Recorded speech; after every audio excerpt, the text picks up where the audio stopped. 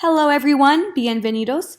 My name is Jorey Cohen and I'm a volunteer with the Pima County EFNEP team. And today I'm going to be talking to you about celiac disease. So to start off, what is celiac disease? Well, someone with celiac disease needs to avoid eating gluten, which is found in wheat, rye, barley, and malt. If you do eat a food item with gluten, your body attacks itself and damages the lining of your small intestine. This is called an autoimmune disease. So right over here is a picture of the small intestine so you can see where that is located. So if your small intestine is damaged, it may be harder to absorb nutrients from your food. If you continue to eat gluten, it could lead to increased risk of osteoporosis, which is weakening of your bones, lactose intolerance, which means you need to avoid dairy, or even cancer. So I was diagnosed with celiac when I was in high school about 6 years ago. My story starts at my yearly checkup at the doctor's office. I found out I had abnormal hormone levels. After some blood tests, the cause of my unusual hormone levels was because of celiac disease. So, who can get celiac disease? As I just told you, I was in high school when I was diagnosed. Following this, you can get celiac disease at any age after you start eating foods with gluten in them. So, both children and adults alike can get celiac disease. However, you are more likely to have celiac if you have a relative who also has celiac disease. For instance, my dad also does have celiac disease. Moving on to symptoms, I didn't have any outward symptoms to know I shouldn't be eating food with gluten in it.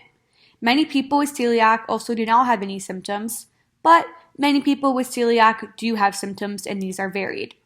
Because symptoms are varied and are similar to other conditions, you may not know if you have celiac disease. Celiac disease sometimes gets misdiagnosed as irritable bowel syndrome or thyroid disease, for example. But here are some symptoms to watch out for. So starting with adults, there are both digestive-related and non-digestive-related symptoms. Starting with digestive-related, we have diarrhea, weight loss or weight gain, bloating, gas, abdominal pain, constipation, or nausea.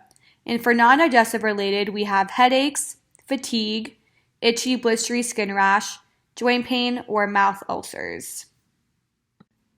Now moving on to the symptoms for children, there's digestive-related symptoms and then symptoms that result when the nutrients are not being absorbed properly. So children are more likely to have digestive issues than adults, and these include nausea, vomiting, chronic diarrhea, constipation, gas, and a swollen belly. When children do not absorb nutrients properly, this may result in delayed puberty, anemia, which is iron deficiency, and weight loss. If you have celiac disease, unfortunately, right now the only treatment is to maintain a strict gluten-free diet. For me, it's easiest to think about avoiding wheat, since typically wheat is the most common ingredient you'll find in foods, but however, like I said, it's still important to make sure you're not eating rye, barley, or malt either. So, some foods that you should not be eating include bread, baked goods, pasta, pizza, beer, flour tortillas, pretzels, pancakes, bagels, and processed food like Oreos. There are also some sneaky foods that contain gluten, including some salad dressings, soy sauce, and even gravy. It's also important to make sure that breadcrumbs don't get mixed in with the gluten-free food, because just even breadcrumbs, if someone with celiac disease eats breadcrumbs, this can still cause damage to the small intestine and the symptoms that I mentioned earlier. Moving on to what foods you should be eating.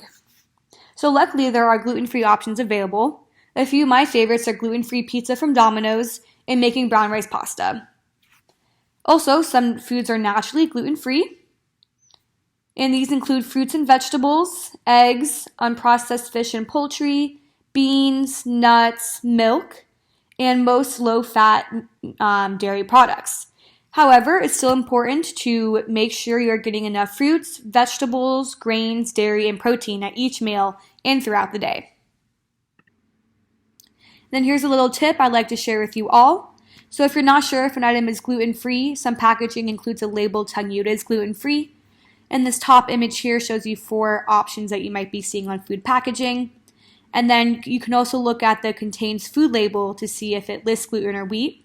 So for this bottom image here, you see that the ingredients does list wheat, but if you don't want to read out all the ingredients, you can see more clearly that the allergy statement does say that this food does contain wheat, so someone with celiac disease cannot eat this food item.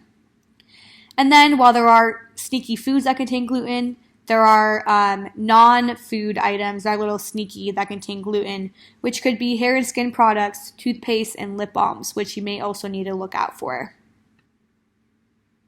And now I'm going to quickly go over gluten intolerance. So gluten intolerance is different from celiac disease. If you have gluten intolerance, your symptoms are more often related to your digestion, including bloating, abdominal pain, and diarrhea. However, there is no damage to your small intestine if you do eat gluten. The treatment here is to reduce your intake of gluten as well as carbohydrates, as this has been shown to help relieve symptoms. So, to sum everything up, while it can be a little harder to eat gluten-free, there are so many gluten-free options available now, and most taste just as good as the original. So over here in this picture, you see some common brands that have gluten-free options. So one is Udi's here. They have pretty good bread. It's pretty easy to have gluten-free pizza. It tastes delicious. And see, there's even gluten-free waffles. So you can really have anything you want. So if you think you have celiac disease or gluten intolerance, maybe try not to eat gluten for a week and see if your symptoms go away or lessen. Then consult with a doctor to see if you need tests performed to determine if you have celiac disease or gluten intolerance. And then this slide here is just to give credibility to my photos. Thank you. Bye.